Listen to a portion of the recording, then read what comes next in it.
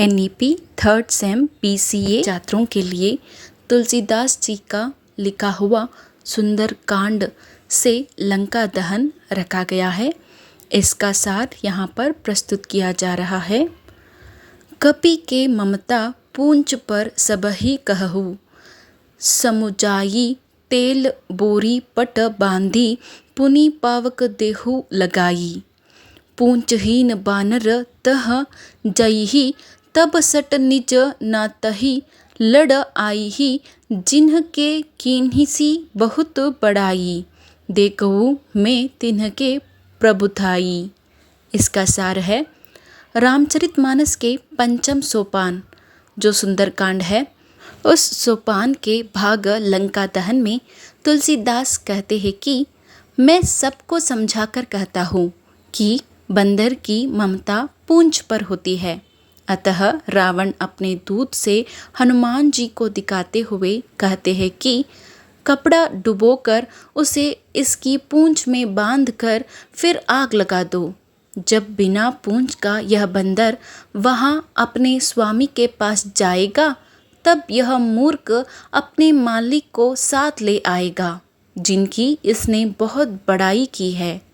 मैं जरा उनकी प्रभुता अर्थात उनका सामर्थ्य तो देखूं। आगे की पंक्ति है, बचन सुनत कपि मन मुस्काना, भई सहाय सारत मैं जाना। जातु दान सुनी रावण बचना, लागे रखे मूढ़ सोई रचना।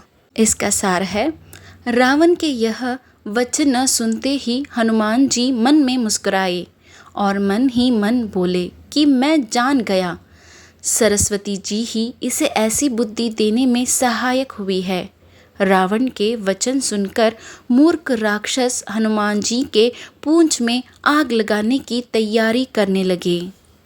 आगे की पंक्ति में, रहा ना नगर बसन धृत तेला, बाढ़ी पूंछ कीन्ह कपि खेला। कौतुक कह आये पुरबासी, मारही चर न करही बहु हासी। इसका सार है, हनुमान जी के पूंछ को लपेटने में इतना कपड़ा और घी तथा तेल लगा कि नगर में कपड़ा, घी और तेल सब खत्म हो गया। हनुमान जी ने ऐसा खेल किया कि पूंछ बढ़ गई अर्थात लंबी हो गई। लंका के नगरी के लोग यह तमाशा देखने आए। वे हनुमान जी को पैर से ठोकर मारते हुए उनकी हंसी उड़ाते हैं। अगली पंक्ति देखिए, बाजही ढोलही सब तारी, नगर फेरी पुनि पूंछ प्रजारी। पावक जरत देखी हनुमंता, भयउ परम लघु रूप तुरंता। इसका सार है, हनुमान जी का अपमान करते हुए ढोल बजाते हैं, सब लोग तालियां पीटते हैं। हनुमान जी को नगर में फिराकर फिर पूंछ में आग लगा दी। अग्नि को जलते हुए देखकर हनुमान जी तुरंत ही बहुत छोटे रूप में हो गए।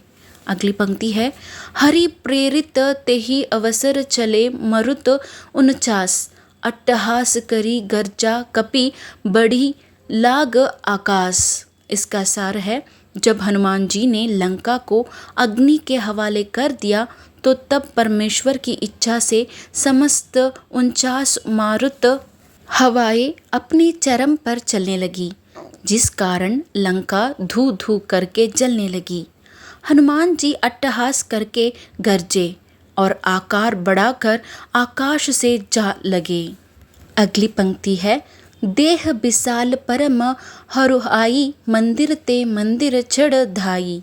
जरई नगर भा लोग बिहाला, जपट लपट बहु कोटि कराला। इसका सार है, हनुमान जी का देह बड़ी विशाल परंतु बहुत ही हल्की अर्थात फुर्तीली है। वे दौड़कर एक महल से दूसरे महल पर चढ़ जाते हैं। नगर जल रहा है, लोग बेहाल हो गए हैं। आग की करोड़ों भयंकर लपटें झपट रही है। अगली पंक्ति है, तात मातु हाँ सुनिअ पुकारा, यही अवसर को अमहि उबारा। हम जो कहा यह कपि नहीं होई, बानर रूप धरे सुर कोई। इसका अर्थ है, लंका निवासी हर जगह पर आग लग जाने पर चिल्लाने लगे कि हाय बाप, हाय मैया, इस अवसर पर हमें कौन बचाएगा। चारों ओर यही पुकार सुनाई पड़ रही है। हमने तो पहले ही कहा था कि यह वानर नहीं है, वानर का रूप धरे कोई देवता है। अगले की पंक्ति है, साधु अवज्ञा कर फलु ऐसा जरई नगर अनाथ कर जैसा, जारा नगरु निमिष एक माही, एक विभीषण कर गृह नाही। इसका सार है, साधु के अपमान का यह फल है कि नगर अनाथ के नगर की तरह जल रहा है।